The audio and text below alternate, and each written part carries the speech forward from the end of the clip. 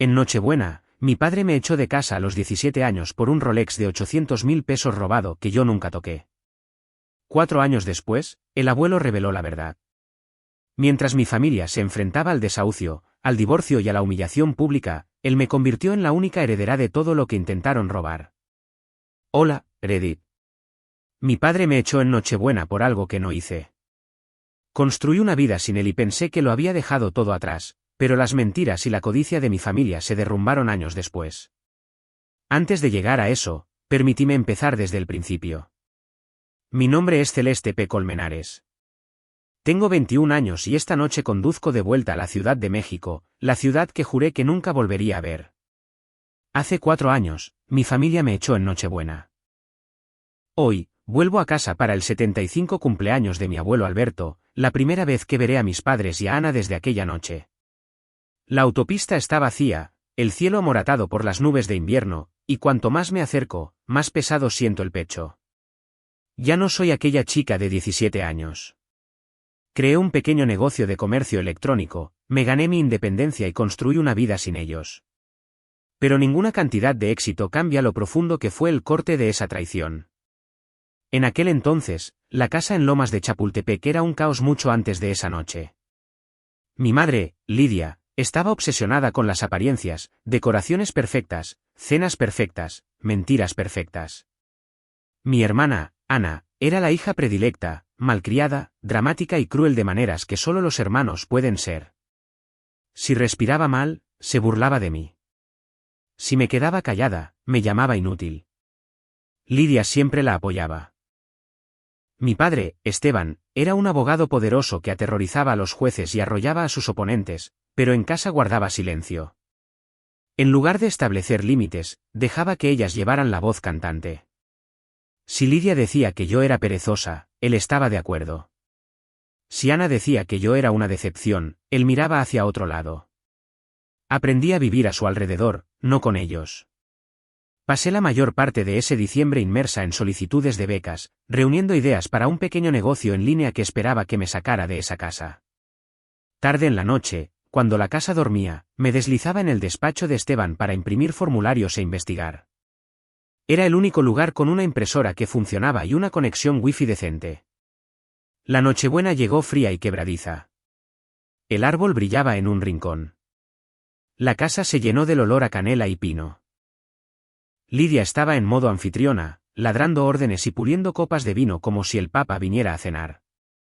Ana se paseaba con un abrigo de diseñador que exigió como un esencial de las fiestas, haciéndose selfies frente a la chimenea. Yo me mantuve al margen, tratando de ayudar donde podía y contando las horas hasta que terminara el día. Entonces Esteban me llamó al salón. ¿Dónde está? Su voz no era elevada, pero había algo peligroso en ella. ¿Dónde está qué? Pregunté, confundida. Mi reloj espetó. El Rolex GMT Master 2, de oro blanco. El que tu abuelo me regaló cuando me hicieron socio. 800.000 pesos, Celeste. Ha desaparecido. Parpadeé. No sé nada al respecto. Lidia soltó una risa, aguda y sin humor. Por supuesto que no. Esa es siempre tu respuesta. Actuando como si estuvieras demasiado ocupada con tus pequeños proyectos para darte cuenta de nada. No he hecho nada, dije. He estado. No mientas, intervino Ana. Te vi en el despacho de papá la semana pasada, junto a su cajón, probablemente planeando esto. Estaba imprimiendo una solicitud de beca, dije, con la voz tensa. No toqué nada. Lidia se cruzó de brazos, la imagen perfecta de una falsa preocupación.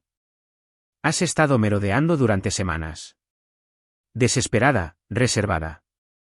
Es obvio lo que hiciste. ¿Desesperada por qué?, pregunté, la ira comenzando a aflorar. Nunca os ha importado lo que hago. Solo queréis a alguien a quien culpar. Esteban se acercó, cerniéndose sobre mí. Esto no se trata de culpar. Ese reloj significa más para mí de lo que jamás entenderás. Y ahora ha desaparecido. Yo no lo cogí. Mi voz se quebró por la frustración. Ni siquiera sabía que había desaparecido hasta ahora. Mentirosa, la voz de Lidia era fría. Has sido una decepción desde el día en que naciste. Esto es solo la prueba. Ana soltó una risa cruel. Te lo dije, papá. Probablemente está tratando de venderlo para financiar una de sus falsas ideas de negocio. Eso fue todo. Algo dentro de mí se rompió. No tenéis ni idea de lo que estoy intentando hacer, dije, mirándolos fijamente. Estoy tratando de hacer algo de mi vida. Estoy tratando de ser mejor que esto. Los ojos de Esteban se endurecieron. No me levantes la voz. Has avergonzado a esta familia por última vez. No hice nada, grité. Me estáis acusando de algo que no. Antes de que pudiera terminar, Esteban se giró hacia su escritorio, abrió el cajón y sacó la caja vacía del Rolex. La arrojó al otro lado de la habitación. Golpeó la pared a mi lado y cayó al suelo. Fuera, dijo, con voz baja y final. Haz tus cosas. Abandona esta casa. Ya no eres parte de esta familia. Las luces del árbol de Navidad parpadeaban en el rincón. Se oían villancicos débilmente desde el equipo de música. Afuera, comenzaba a nevar. Y en medio de todo, mi padre estaba allí, no como un hombre al que amaba o respetaba, sino como alguien que había decidido que ya no valía la pena reclamarme como suya. Estás cometiendo un error, susurré. El error, siseó Lidia, fue dejarte quedar tanto tiempo. Ana sonrió con suficiencia, con los brazos cruzados. Feliz Navidad. No dije una palabra más. Subí las escaleras, metí mi ropa y mi portátil en una sola bolsa de lona y salí por la puerta principal. La puerta se cerró de golpe a mis espaldas antes de que llegara a la entrada de coches. La luz del porche se apagó como si no pudieran soportar verme marchar. Era Nochebuena. Tenía 1000 pesos en el bolsillo, ningún lugar donde dormir y a nadie en esa casa a quien le importara si me congelaba en la nieve. Esa fue la noche en que todo terminó, y la noche en que juré que nunca más tendrían poder sobre mí. La nieve caía con fuerza cuando llegué al final de la calle. Las luces de mi casa brillaban cálidas detrás de mí, la música navideña apagada se filtraba a través de las paredes, una celebración de la que ya no era parte. Tenía las manos entumecidas, las correas de la bolsa de lona clavándose en mi hombro. El frío era agudo, pero no era eso lo que dolía. Lo que dolía era que lo hubieran hecho esa noche, en Nochebuena. Cada casa por la que pasaba parecía una postal. Familias reunidas alrededor de las mesas. Niños abriendo regalos a través de ventanas escarchadas. Vi sonrisas, risas, calidez. Me sentí como un fantasma flotando junto a la vida de otra persona. Mi aliento se empañaba en el aire y cada inhalación quemaba. No sabía dónde ir. Revisé mi teléfono y le envié un mensaje a Elías, un compañero de clase con el que había hecho algunos trabajos en grupo. Me echaron de casa. ¿Alguna posibilidad de que pueda quedarme esta noche? Respondió en cuestión de minutos. Ven. Su familia vivía en una pequeña casa en la colonia Narvarte. Para cuando llegué, mis zapatos estaban empapados y mis dedos me ardían. Elías abrió la puerta, con un gorro de Santa Claus y sosteniendo un plato de galletas. Detrás de él, su familia estaba reunida en el salón viendo una película de Navidad. El olor a pavo asado y canela llenaba el aire. Celeste, ¿qué pasó?, preguntó. Larga historia, musité. ¿Puedo quedarme en el sofá? Sí, por supuesto, dijo, haciéndose a un lado. Sus padres aparecieron un momento después, educados pero recelosos. Celeste, ¿verdad?, preguntó su padre. Noche difícil. Algo así. Me dejaron entrar, pero podía sentir la incomodidad. Hablaban entre ellos en susurros cuando pensaban que no podía oír. Comí un plato de comida que me ofrecieron, pero sus ojos seguían desviándose hacia mí, una extraña en medio de sus fiestas. Cuando intercambiaron regalos, me senté en silencio en el sofá, mirando al suelo. Era mejor que congelarse afuera, pero no era un hogar. Me fui a la mañana siguiente antes de que nadie se despertara. Le di las gracias a Elías en un mensaje de texto y le dije que ya encontraría algo. Las semanas que siguieron se volvieron borrosas. Fui de un sofá de amigo a otro, 3 noches aquí, 4 noches allá, siempre con cuidado de no abusar de su hospitalidad. Al principio, la gente era comprensiva. Ofrecían comidas, mantas, incluso consejos. Pero la compasión no dura para siempre. Para la segunda o tercera semana, comenzaron las indirectas. Vamos a tener visitas familiares pronto. Necesito recuperar mi espacio. A mediados de enero, me quedé sin lugares donde quedarme. La temperatura había bajado de cero, y el frío cortaba más profundo que cualquier cosa que hubiera sentido antes. Pasé noches en estaciones de autobuses, bibliotecas públicas y una vez detrás de una gasolinera, acurrucada con mi bolsa de lona como almohada. Me saltaba comidas para que el dinero que tenía durara más. Solicité trabajos a tiempo parcial, pero sin experiencia, la mayoría de los lugares me rechazaron antes de la entrevista.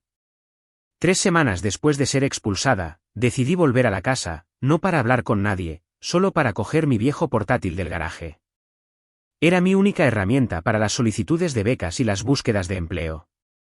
Esperé hasta la noche, esperando que nadie me viera. Me vieron. Antes de que pudiera llegar a la puerta lateral, un coche de policía entró en el camino de acceso. El oficial Ríos salió, su aliento visible en el frío. ¿Eres Celeste?, preguntó. Sí. Tu madre dice que estás allanando la propiedad. No lo hago. Solía vivir aquí. Solo vine a por mi portátil. ¿Cuántos años tienes?, preguntó Ríos. 17. Suspiró. Técnicamente, todavía son responsables de ti. Pero si no quieres volver, no te voy a arrastrar adentro. Avisaré al DIF e intentaré contactar a un pariente. Simplemente no vuelvas aquí. No van a cambiar. Solo necesito. Lo que necesitas, interrumpió suavemente, es dejar de intentar arreglar algo que ya está roto. Si quieres un futuro, constrúyelo sin ellos. Me dejó marchar sin cargos. Nunca volví. Una semana después, estaba sentada en la biblioteca Vasconcelos usando un ordenador gratuito cuando una mujer me tocó el hombro. Me giré y por un segundo no la reconocí, Mariana, la hermana mayor de mi padre. No la había visto en casi 5 años. El oficial Ríos consiguió mi número de un informe anterior y me llamó tan pronto como pudo, dijo. Me contó lo que pasó. Sabía que tus padres eran egoístas, pero echarte en Nochebuena. Sacudió la cabeza. ¿Vienes conmigo? Mariana siempre había mantenido su distancia de Lidia y Ana, llamándolas serpientes con zapatos de diseñador. Cuando se enteró de que estaba en la calle, apareció en la biblioteca donde había estado pasando mis días y me ofreció una habitación. No era caridad. Mariana, que vivía en Coyoacán, dejó claro que si me quedaba, tendría que aportar mi parte. En una semana, me consiguió un trabajo a tiempo parcial en un pequeño taller mecánico. El trabajo era duro, largas horas, grasa bajo las uñas, músculos doloridos, pero no me quejé. Era un salvavidas. Comencé a ahorrar cada céntimo. Un mes después, compré un coche usado oxidado y que apenas funcionaba por unos cientos de dólares. No era mucho, pero era mío. Y lo más importante, era un techo cuando lo necesitaba. Cuando la habitación de invitados de Mariana no estaba disponible, o tenía turnos de noche, aparcaba detrás de un supermercado abierto 24 horas y dormía allí. La rutina se convirtió en mi vida, turnos en el taller durante el día, trabajos de reparto por la noche. En los descansos, aprendí por mi cuenta programación y marketing digital usando cursos gratuitos en línea. Cada comentario cruel que Lidia y Ana publicaban en línea sobre sus vacaciones, cenas de lujo y fotos familiares de Navidad añadía combustible al fuego. Ana escribió una vez, la casa se siente más ligera sin un peso muerto. Lo dijo como una puya. Yo lo tomé como motivación. Para la primavera, había ahorrado lo suficiente para lanzar un pequeño sitio de comercio electrónico. Apenas tenía ventas, pero era un comienzo, una prueba de que podía construir algo. Unos meses después, conseguí una beca de tecnología muy competitiva. Se sintió como la primera victoria real que había ganado por mi cuenta. Una noche, meses después, pasé por mi antiguo barrio de camino a casa después de una entrega. Las casas volvían a brillar, la música se derramaba por la calle. Me detuve frente a la casa de mi familia. Las ventanas estaban iluminadas, las risas resonaban desde adentro, la misma calidez que una vez había observado desde el exterior. Me quedé allí un momento, luego me subí la cremallera de la chaqueta y me alejé. Ellos eligieron echarme. Yo estaba eligiendo no volver nunca. 4 años después, estaba de vuelta para celebrar el 75 cumpleaños del abuelo. La invitación me había sorprendido. No había hablado con la mayor parte de mi familia desde el día que me fui. Mi padre nunca me contactó. Lidia y Ana fingían que no existía. Pero Alberto, él era diferente. Incluso después de que me fuera, me enviaba tarjetas de cumpleaños, a veces cheques, y una nota escrita a mano cuando obtuve mi beca. Era el único que me trataba como si todavía importara. Cuando llegó su tarjeta con una línea escrita a mano, me gustaría que estuvieras allí. Por favor, ven, supe que no podía negarme. La entrada de coches estaba llena cuando llegué. Coches caros se alineaban en la acera, del tipo que a Lidia le encantaba mencionar. La casa se veía exactamente igual, la misma luz del porche, la misma corona, el mismo brillo cálido a través de las ventanas. Nada había cambiado excepto yo. Aparqué calle abajo y me senté en el coche un momento, recomponiéndome. Luego salí, me arreglé la chaqueta y caminé hacia la puerta. En el momento en que entré, el ruido me golpeó, risas, tintineo de copas, música que sonaba desde altavoces ocultos. Algunos parientes que apenas recordaba me saludaron cortésmente al pasar. Otros me miraron como si hubieran visto un fantasma. Lidia me vio primero. Su sonrisa se desvaneció. Vaya, dijo, con una copa de vino en la mano, mira quién ha decidido aparecer. También me alegro de verte, dije con calma. Ana la siguió, vestida de pies a cabeza con marcas de diseñador, con una sonrisa falsa en su rostro. Aposté a que no tendrías el valor, dijo. Supongo que le debo a mamá 500 pesos. Ignoré la puya y busqué a mi padre. Esteban estaba de pie junto a la chimenea con una copa en la mano, inmerso en una conversación con uno de los amigos de Alberto. Levantó la vista, me vio y por un segundo su expresión vaciló. Luego asintió rígidamente, nada más. La tensión en la habitación era densa, pero mantuve la cabeza alta. Ya no era la niña a la que habían humillado. Había construido mi vida desde la nada y no estaba allí para impresionarlos. Celeste, una voz me llamó por detrás. Era Elena, la abogada y amiga más antigua de Alberto. Me alegro de que hayas venido. No me lo perdería, dije. Bajó la voz. Alberto ha estado trabajando en algo. No te vayas antes del brindis. Asentí, sin estar segura de a qué se refería. Pasé la siguiente hora evitando conversaciones. Lidia presentó a Ana a todo el que quisiera escuchar como una emprendedora en ascenso, aunque yo sabía por las redes sociales que sus proyectos de influencer estaban fracasando. Mi padre fingió que no estaba allí. Cada vez que pasaba junto a ellos, la voz de Ana se elevaba lo suficiente como para que yo captara una palabra, patética, todavía resentida, probablemente desempleada. No mordí el anzuelo. Me concentré en la razón por la que estaba allí, Alberto. Eran casi las 9 cuando el tintineo de una cuchara contra una copa silenció la charla. Alberto se puso de pie a la cabecera de la larga mesa del comedor, con la postura erguida y la voz firme. Gracias a todos por venir, comenzó. 75 años es mucho tiempo para estar vivo, y estoy agradecido de tener a tanta familia aquí esta noche. Hizo una pausa, recorriendo la habitación con la mirada. Luego, su tono cambió, más lento, más pesado, deliberado. Hace 4 años, algo valioso desapareció de esta casa. Un Rolex GMT Master 2, de oro blanco, de 800.000 pesos. El reloj de mi hijo. En ese momento, mi nieta Celeste fue acusada de robarlo. Fue expulsada, desheredada. Pero recientemente su voz se tensó, supe la verdad. La sala se quedó quieta. Los tenedores se detuvieron en el aire. La sonrisa de Lidia se desvaneció. Por casualidad, estaba hablando con un viejo amigo mío que tiene una casa de empeños en el centro histórico. Mencioné el reloj, solo un comentario de pasada, y se quedó helado. Me dijo que justo después de la Navidad de ese año, una joven entró en su tienda con una pieza idéntica, nerviosa, temblando, hablando demasiado. Una oleada de inquietud se extendió por la sala. Las manos de Ana se aferraron a su copa.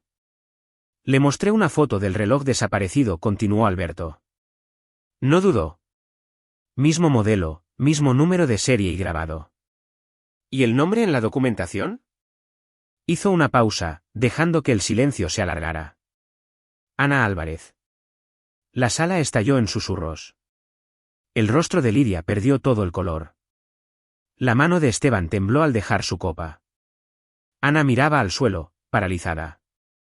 A través de sus registros, rastreamos el número de serie hasta el propietario actual. Después de que la policía los contactara, el reloj fue devuelto. Pero no me detuve ahí, dijo Alberto, caminando lentamente como si presentara pruebas en un tribunal. Quería toda la historia, así que pedí ayuda y seguimos el dinero. 250.000 pesos fueron transferidos a un cobrador de deudas para pagar el problema de juego de un novio. 200.000 más pagaron unas vacaciones en Europa, vuelos en primera clase, hoteles de 5 estrellas, almuerzos con champán.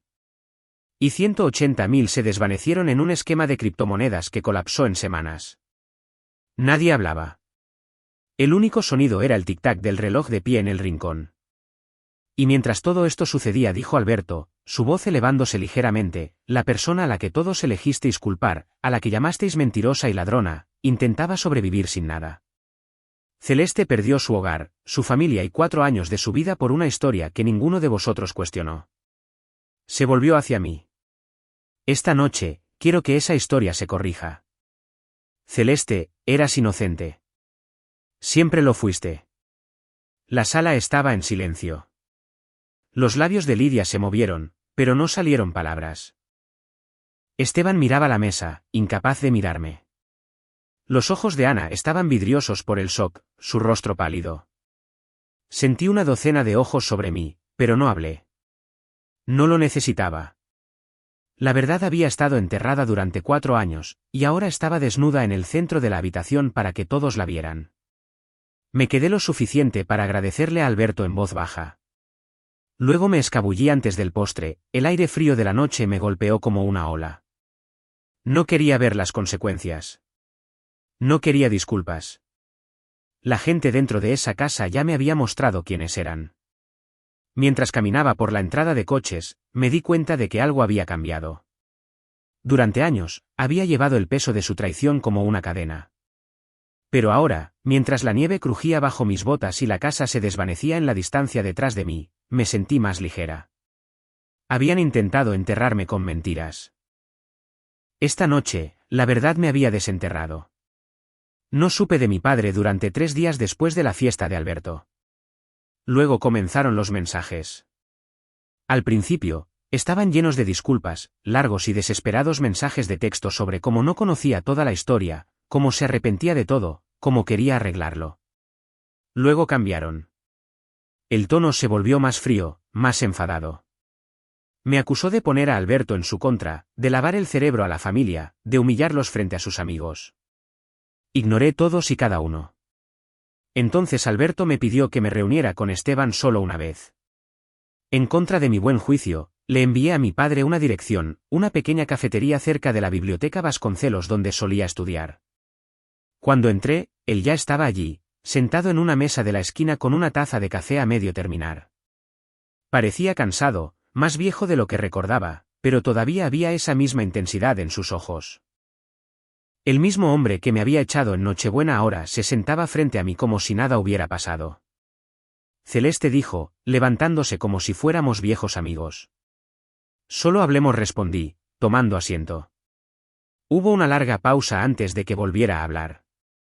Te debo una disculpa. Su voz era baja, mesurada.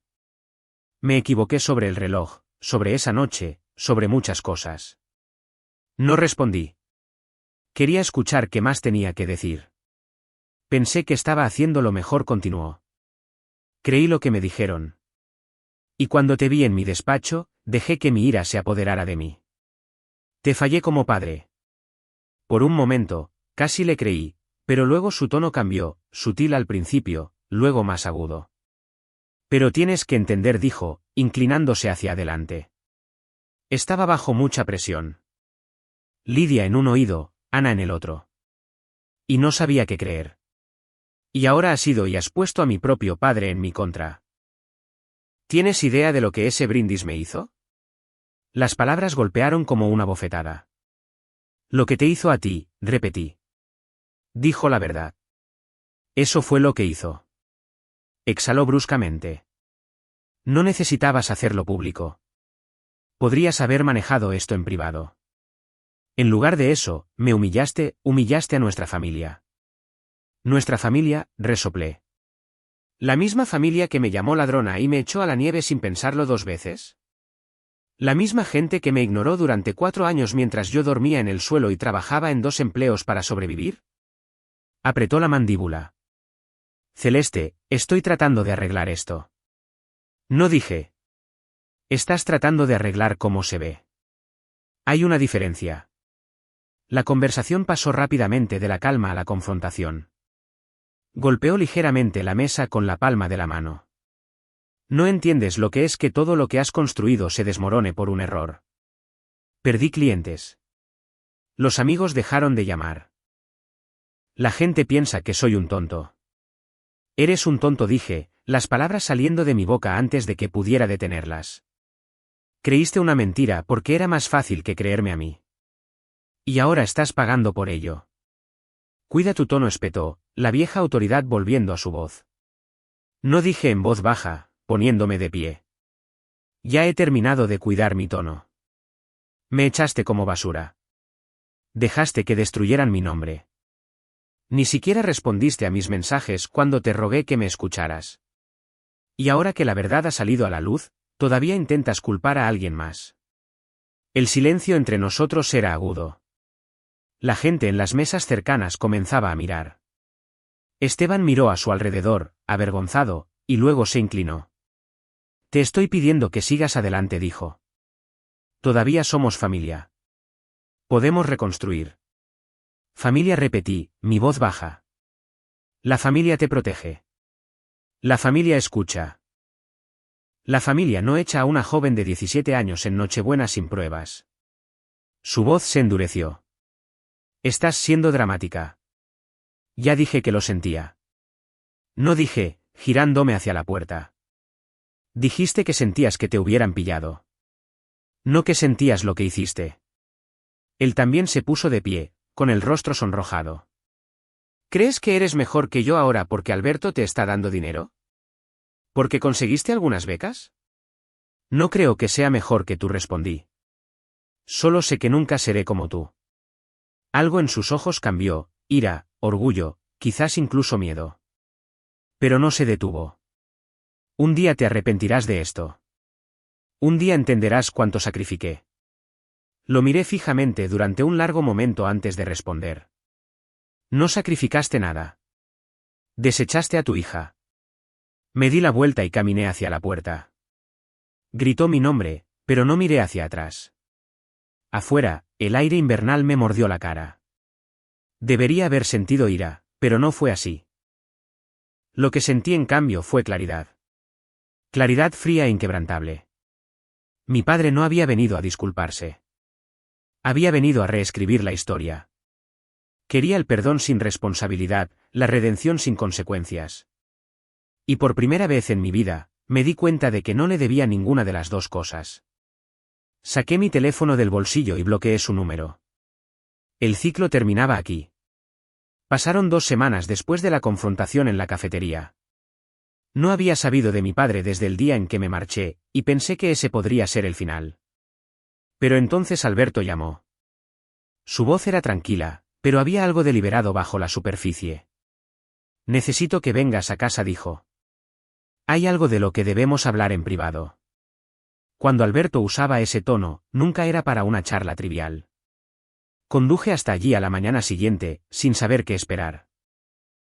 Me recibió en la puerta con un firme apretón de manos y me condujo a su estudio, una habitación que olía a libros viejos y cedro, llena de décadas de historia familiar. Sobre la mesa frente a él había varias carpetas, cada una gruesa con documentos. ¿Qué es todo esto?, pregunté. Pruebas, respondió, y un problema muy grande. Alberto explicó que después de que la verdad sobre el reloj saliera a la luz, no podía quitarse la sensación de que había más bajo la superficie. La forma en que Lidia y Ana habían manipulado a mi padre tan fácilmente, la forma en que mintieron sin dudar, lo había dejado inquieto. Así que, comenzó a investigar. Empezó con una revisión de los registros financieros de la empresa familiar. Al principio, todo parecía en orden. Luego, comenzaron a aparecer inconsistencias, pequeños retiros aquí, transferencias inexplicables allá. Cuanto más profundizaba, más feo se ponía. En el transcurso de 3 años, cientos de miles de dólares habían desaparecido silenciosamente de las cuentas de la empresa y personales. Lidia había estado emitiendo tarjetas de crédito de la empresa a su nombre, cargándolas con gastos de negocios que en realidad eran bolsos de diseñador, tratamientos de spa y choferes privados. Ana había estado desviando fondos de la empresa a proyectos paralelos, proyectos fallidos de influencer, vacaciones caras, incluso una marca de ropa de corta duración que colapsó en meses. Y eso no era lo peor. Alberto abrió otra carpeta y deslizó un documento sobre el escritorio. Era un contrato de préstamo, uno sustancial, solicitado a nombre de Esteban, pero la firma no era suya. ¿Falsificada?, pregunté. Alberto asintió. Tu madre la firmó. Usó el dinero para sacar a Ana de un problema con un esquema de criptomonedas. 9 millones de pesos desaparecidos en una sola noche. Me quedé mirando la documentación. No era solo codicia, era una traición calculada. No solo habían destruido la confianza, habían estado desangrando a la familia mientras culpaban a todos los demás de su desastre. Entonces Alberto se reclinó y añadió algo que me pilló por sorpresa. Y una vez me preguntaste por qué Ana empeñó el Rolex en primer lugar. Si eran capaces de robar tanto, ¿por qué molestarse con eso? Asentí. La pregunta me había atormentado durante años. Porque eso sucedió antes de todo esto, dijo Alberto. En ese momento, no tenían acceso a las cuentas de la empresa. Lidia aún no formaba parte del negocio, y Ana no sabía cómo mover dinero sin que la pillaran. Necesitaban dinero rápido e irrastreable, y lo necesitaban de inmediato. Pasó otra página que mostraba extractos bancarios. Su novio estaba muy endeudado, no deudas de tarjeta de crédito, sino del tipo peligroso. Usureros, amenazas. Necesitaban decenas de miles de dólares en cuestión de días. Los fondos de la empresa eran demasiado arriesgados para tocarlos entonces. Demasiados ojos, demasiado rastro de papel. ¿Pero el Rolex de tu padre? Podía empeñarlo esa misma tarde y salir con dinero en efectivo antes de que nadie se diera cuenta. Tenía todo el sentido. El robo del reloj no había sido parte de un gran plan. Fue pánico, un movimiento desesperado e impulsivo antes de que se volvieran más audaces y convirtieran sus crímenes en algo mucho más grande. ¿Y mi padre?, pregunté en voz baja. No tiene ni idea, dijo Alberto. O tal vez eligió no verlo. De cualquier manera, les dejó campar a sus anchas, y ahora casi han destruido todo lo que construí. Me recliné en la silla. ¿Qué vas a hacer? La expresión de Alberto se endureció. Voy a cortarles el grifo. A todos ellos. No hablaba en sentido figurado. Durante la siguiente hora, Alberto expuso su plan. Sus abogados ya estaban reestructurando el fideicomiso familiar. El nombre de mi padre estaba siendo eliminado como beneficiario. Cada activo, bienes raíces, acciones, bonos, lo evitaría por completo. El dinero que se suponía que lo mantendría en su jubilación, desaparecido. Lidia y Ana no verían ni un céntimo. Tuvieron su oportunidad, dijo Alberto, y demostraron que no se puede confiar en ellas con el legado de esta familia. No supe qué decir. Era una decisión monumental, no solo un castigo, sino un juicio final. Hay una cosa más, añadió Alberto, suavizando su tono. Estoy reservando una parte del patrimonio para ti. No porque tengas derecho a ello, sino porque te lo has ganado. Has demostrado integridad cuando todos a tu alrededor mostraron codicia. Negué con la cabeza. No hice nada de esto por dinero. Lo sé, dijo, poniendo una mano en mi hombro. Es exactamente por eso que te lo mereces. Las consecuencias fueron inmediatas. En cuestión de días, se corrió la voz de que Alberto había reescrito su testamento. Lidia estaba furiosa. Llamó repetidamente al abogado de Alberto, amenazando con demandas y exigiendo reuniones. Nada de eso importó. La documentación era hermética y todo se vino abajo. Sus tarjetas de crédito fueron congeladas, sus cuentas vaciadas, sus proyectos colapsaron. Una noche, me envió un largo y divagante mensaje en línea suplicando ayuda. Dijo que la habían presionado para todo, que nunca quiso que llegara tan lejos, que solo intentaba proteger a la familia. Lo borré sin responder. Mi padre fue peor. Incluso después de bloquear su número principal, siguió llamando desde otros nuevos. Docenas de llamadas perdidas, mensajes de voz que oscilaban entre la rabia y la desesperación. En uno, gritó que había puesto a Alberto en contra de su propio hijo. En otro, me suplicó que hablara. No respondí. En menos de 2 semanas, Alberto volvió a llamar. Está hecho, dijo simplemente. El fideicomiso está finalizado. Están fuera. Le pregunté cómo se lo había tomado mi padre. Está furioso, dijo Alberto. Pero todavía no ve por qué está sucediendo. Culpa a todos menos a sí mismo. Lidia está hablando de divorcio y Ana está ahogada en deudas. Una semana después de que Alberto finalizara el fideicomiso, comenzaron las ondas de choque. Al principio, nada obvio cambió, solo un cambio de tono cuando se mencionaba el nombre de mi padre.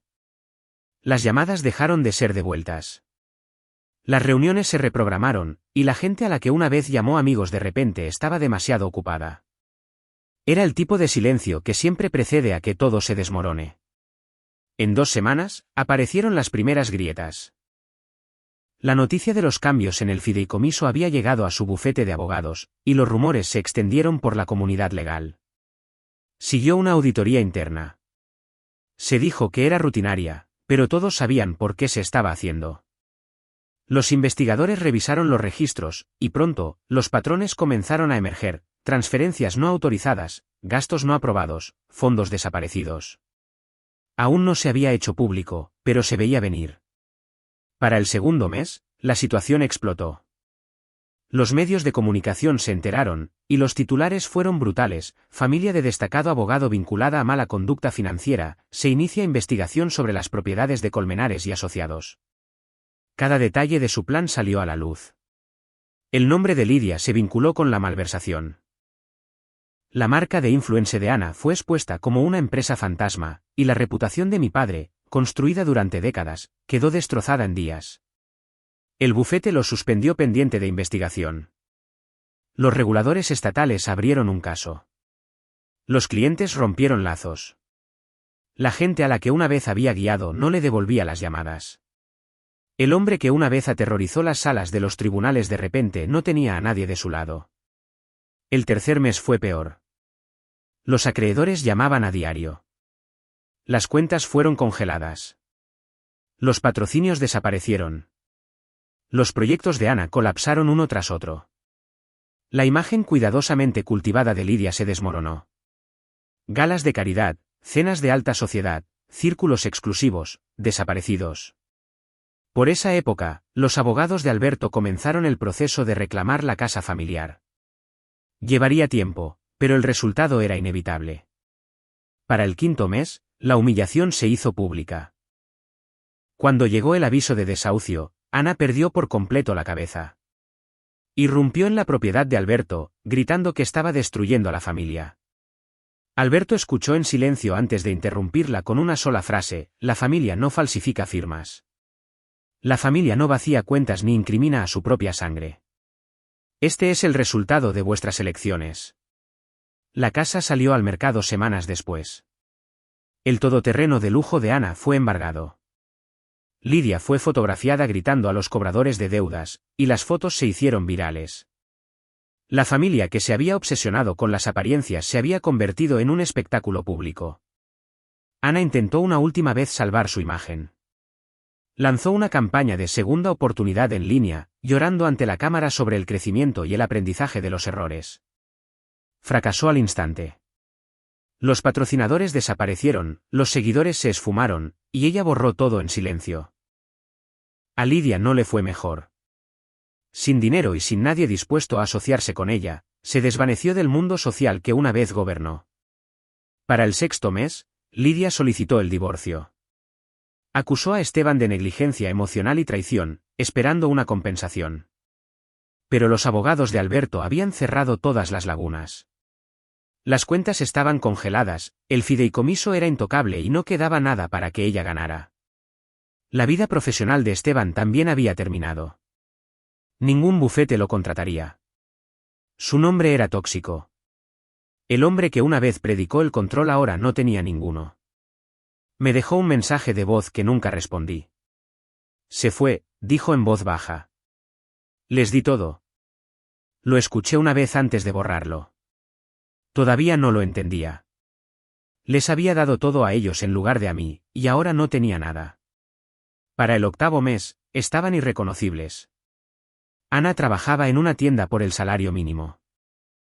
Lidia vendía productos para la piel carísimos en línea.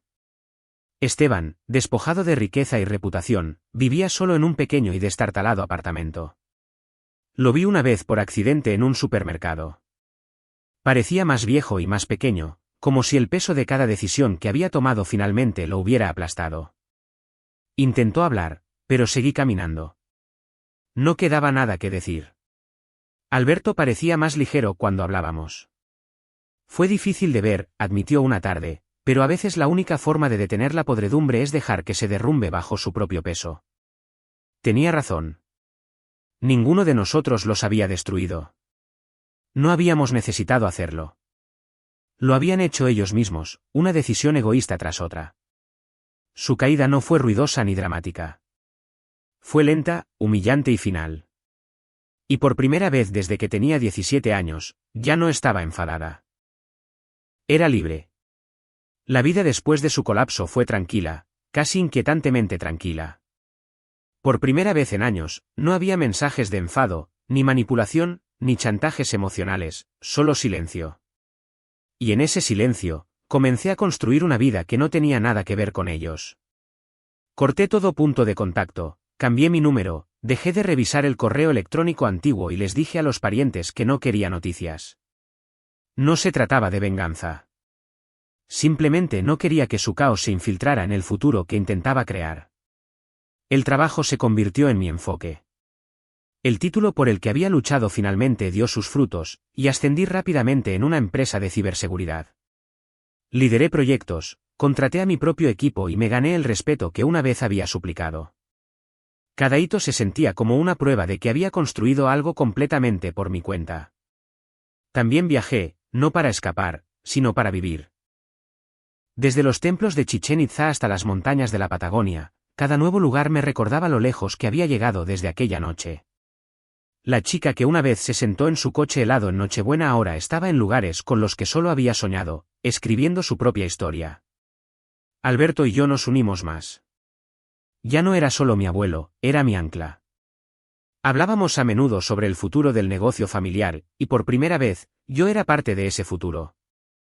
Intentaron romperte, me dijo una noche, pero te construiste más fuerte de lo que ellos jamás fueron. Tenía razón.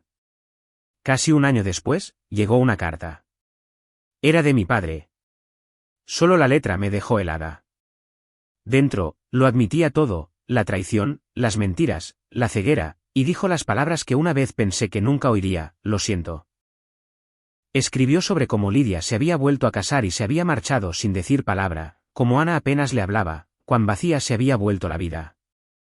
Dijo que desearía poder volver atrás y cambiarlo todo. La leí 2 veces y luego la guardé. No respondí, no porque lo odiara, sino porque ya no necesitaba nada de él. Ni una disculpa, ni una conversación, ni una relación. Ya lo había perdonado a mi manera. El perdón no era para él, era para mí. Ese invierno, Alberto y yo organizamos una pequeña cena navideña. Mariana vino con su esposo, algunos primos y amigos cercanos. La casa era cálida, llena de risas y del tipo de paz que solía pensar que no existía para gente como yo. En un momento dado, Mariana levantó su copa y dijo: por las segundas oportunidades, las que nos damos a nosotros mismos. Sus palabras se quedaron conmigo porque mi historia nunca fue sobre venganza. Fue sobre reconstruir después de haber sido rota. Fue sobre demostrar que las elecciones de otras personas no definían en quién me convertía. No he hablado con mi padre desde esa carta. Quizás algún día lo haga. Quizás no. Si lo hago, será en mis términos, no en los suyos. La chica a la que echó en Nochebuena ya no existe. Lo que queda es una mujer que construyó su vida sin su aprobación, que aprendió que la familia no es la sangre. Es la lealtad. Es el amor. Son las personas que aparecen cuando todos los demás se van. Y esa mujer, la que intentaron destruir, finalmente es libre. Los años que siguieron fueron tranquilos, pero no vacíos. Continué haciendo crecer la empresa que había comenzado de adolescente, convirtiéndola de un proyecto secundario en un negocio próspero.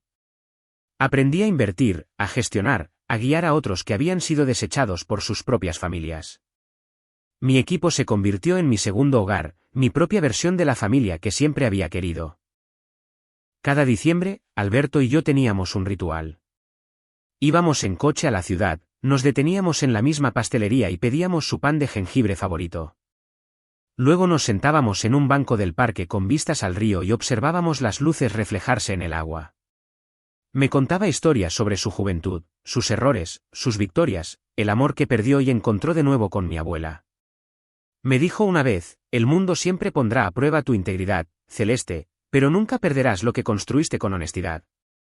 Falleció 2 años después, pacíficamente mientras dormía.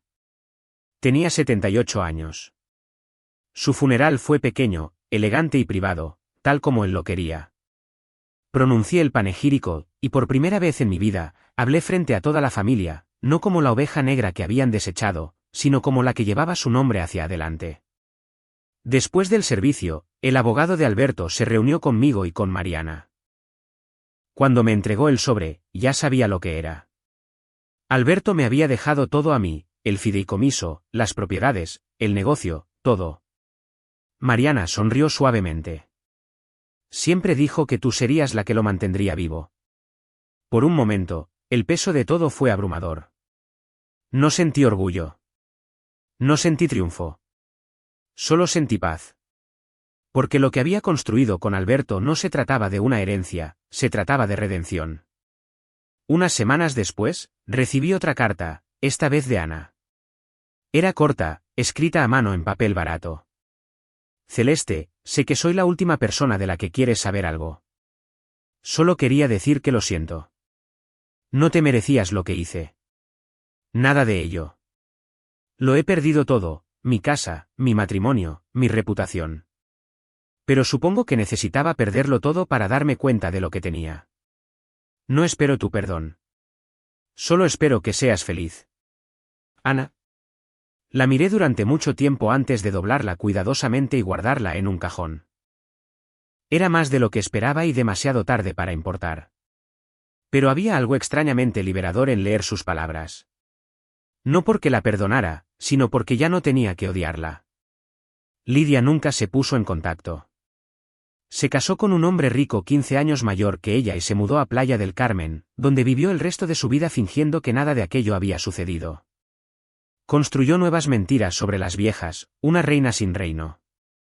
A través de un primo lejano, supe que había empezado a ir a la iglesia de nuevo, hablando de encontrar la paz. Quizás lo hizo. O quizás solo necesitaba otro público para aplaudir su actuación. Esteban, mi padre, pasó sus últimos años en silencio. Su nombre se había desvanecido de la atención pública. Leí en un pequeño obituario 5 años después del fallecimiento de Alberto que había muerto solo en su apartamento. Sin servicio, sin fotos, solo un nombre, 2 líneas y un final. No lloré, pero tampoco sonreí. Simplemente cerré la pestaña de mi portátil y susurré adiós. Era extraño cómo la vida había cerrado el círculo. Las personas que una vez estuvieron por encima de mí habían caído, no porque yo las empujara, sino por quienes eligieron ser. Y yo, la chica que una vez echaron al frío, había construido todo lo que pensaban que nunca podría. No fue la venganza lo que me sanó. Fue el perdón, del tipo que te das a ti misma cuando finalmente dejas de permitir que el pasado dicte tu valía. La pasada Nochebuena, volví a la propiedad de Alberto, mi propiedad ahora. Me paré fuera de la vieja casa, mirando las luces colgadas a lo largo de los aleros, las mismas que habían brillado aquella noche cuando tenía 17 años. La nieve caía suavemente, cubriendo la entrada de coches de blanco. La casa estaba silenciosa ahora, en paz. Respiré hondo y le susurré a la chica que solía ser, lo lograste. Porque lo había logrado. Sobrevivió a ser echada al frío, sobrevivió a la traición, sobrevivió al peso de las mentiras de otras personas y convirtió cada cicatriz en algo más fuerte. La casa que una vez había sido el escenario de mi humillación era ahora un monumento a mi resiliencia. Apagué la luz del porche, cerré la puerta con llave y me alejé. No porque estuviera huyendo del pasado, sino porque finalmente lo había superado. Cuando llegué a casa, me serví una taza de té y abrí mi portátil para redactar un mensaje para el nuevo año. Era para el blog de mi empresa, pero podría haber sido escrito para cualquiera que alguna vez haya sido destrozado por las personas que amaba. Puedes perderlo todo: dinero, familia, reputación y aún así salir más fuerte. Puedes ser traicionado y aún así elegir no volverte amargado. Puedes empezar de nuevo desde la nada y construir una vida que sea completamente tuya. Perdona cuando puedas, deja ir cuando debas, y nunca dejes que la ceguera de otra persona te convenza de que no eres digno de la luz. Esa es la verdad por la que vivo ahora. Porque una vez, me echaron al frío. Y ahí fue donde aprendí a construir mi propio fuego. Gracias por ver este vídeo. No olvides darle me gusta y suscribirte al canal de Secretos Revelados para no perderte las últimas historias emocionantes.